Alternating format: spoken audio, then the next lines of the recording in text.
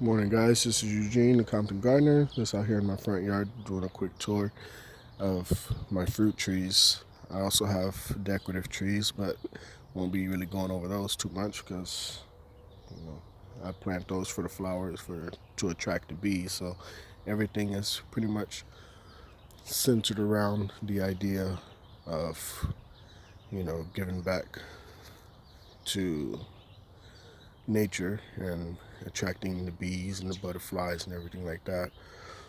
And they help pollinate my fruit trees. So first one up here we have, of course, is the lavender. Most of us are familiar with that one. But take it back here, this is the strawberry guava and the lemon guava over here, both planted in one hole there, grown together as a shrub. Also maintaining around the same height, make sure that one of them, neither one is more dominant than the other. If we go behind that, so here's the pineapple guava. These little beauties are delicious. The past 2 years, well, it's been in the ground, this is the third season. Past 2 seasons, the fruit fell off when they were about pinky nail size. But I still cut it open and tried it, and it was delicious, even at that size. So that was just like a little sampler. But this year, you can see it's in full buds, flower bud coming out here. Even one of them here is already opened up. Car passing. Yep, like I said, this is my front yard, so got a little bit of traffic. But what else we have up here? Of course, we have aloe vera. That one needs a little fertilizer. But over here is going to be the Barbados Cherry. As you can see, there's 2 flowers there. It'll get a lot more. This one kind of flowers throughout the year as it gets warmer. Haven't had any fruit from that yet, but that just comes with time. It's been in the ground for maybe over a year, just letting the roots establish. It'll fruit when it's ready. Not really rushing this one. I don't know if I mentioned the strawberry tree here. Let's go back out, but strawberry tree it doesn't give fruit like the traditional store-bought strawberries. Okay, it's these little berries that come on in, and they are edible, but you'll get probably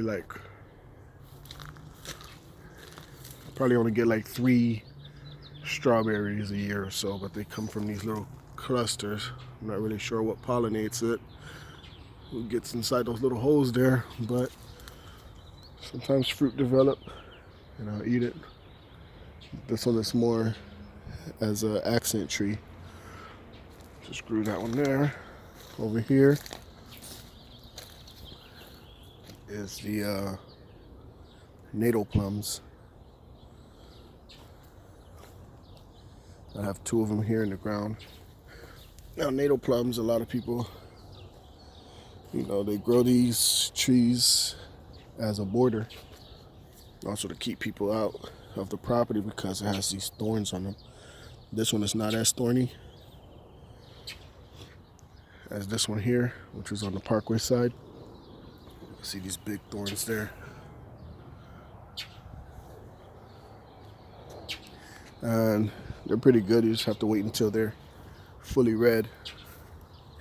Otherwise, it's said that it could be a little toxic, but minor details, right? I also just try to keep it out of the street so I don't scratch up vehicles.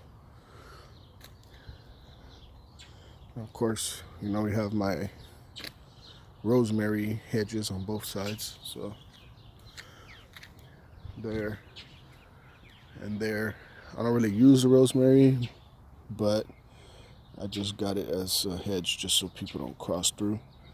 If I were to use it, I would, of course, get it from the center because I don't want dog urine in whatever I'm going to use. And then here, my Moringa. I cut that back because I put it in the ground and it already hit about 12 feet in 1 year. So I just cut it back and just allow it to grow back out this season here. I'll have more moringa, but a lot of people don't know what a moringa tree is. You know, it's more cultural. Good morning, son. More of a cultural plant. Over here, this one is also a fruit bearing bush. There's a flower here, I forgot what it's called. It's kind of like a little berry on it as well. And then of course we have the golden nugget loquat. There's a nice bunch I should have picked this morning as well.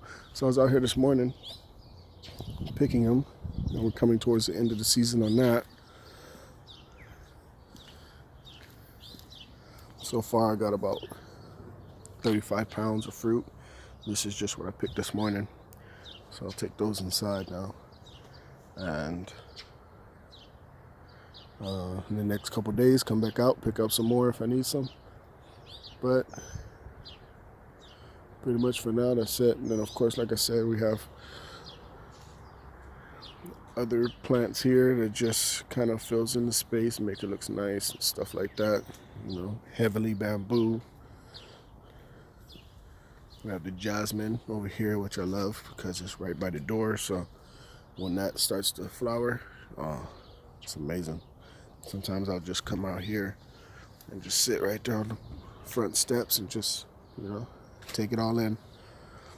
Lined it up here with Japanese boxwood, kangaroo paw. I love the color of these. This is the dwarf kangaroo paw, so it stays pretty low. And just other things to fill it in. Sorry guys, just remember, don't just plant the fruit trees. I know that's what I focus on, fruit trees, but you also want to have stuff that attract bees and wildlife.